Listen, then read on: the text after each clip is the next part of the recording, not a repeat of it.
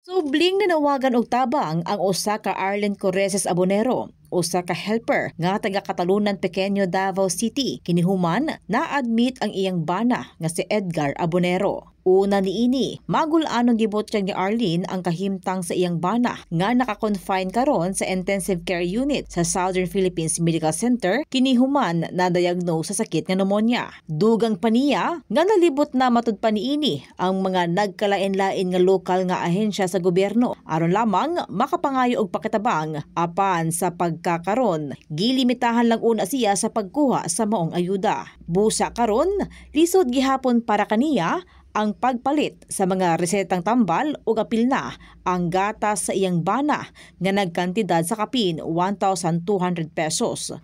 Tanan nga nakadungog karon kinsa pong nay malumo nga kasing-kasing nga unta matabangan ko ninyo.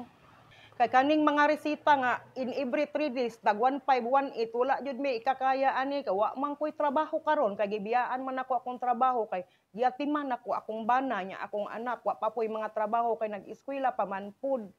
Muna ang hinaot unta kinsa tong nay malumong kasing-kasing nga maluoy mo nako sa pagkakaron labi na pud kani iyang gatas nga mahal kaayo wa po ikakaya ani. Sa karon, una siyang gitunulan og bugas, lakip na ang groceries items aron mooy makaabag sa ilang pang-adlaw-adlaw. Ma'am, dako na jud kaayo ning tabang ma'am. Salamat kay sa brigada, salamat sa Ginoo. Nga nakaanhi jud ko diri karon ug sa mga nag-sponsor sa brigada, salamat.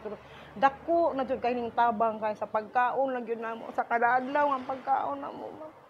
Naglisod jud mi karon maskin sa mong pagkaon. Among mga silingan man gani nagahatag sa usahay sa mga pagkaon, hatdan mi dito ug kanon ug sudan. Kay lisod jud kaayo, di jud makaya. Munang nangayo jud kog tabang nanhi jud ko diri. Daghan jud ang salamat dako na jud kaayo ning tabang nga imong gihatag sa kuha karon ma'am kaning bugas ug kanipanan nga nadinhi karon ani mga dilata ug mga noodles ma'am. Salamat jud kaayo ani. Alang usab sa buot pagpaabot og dugang hinabang alang kay Arlene ug sa iyang bana, mahimong ipaabot lamang sa GCash number pinaagi sa numero sa 0969 40 In the heart of changing lives. Ako si Brigada Justin Rose Pabi, kauban ang Wantahanan Party List sa 93.1 Brigada News FM Davao, The Music and News Authority.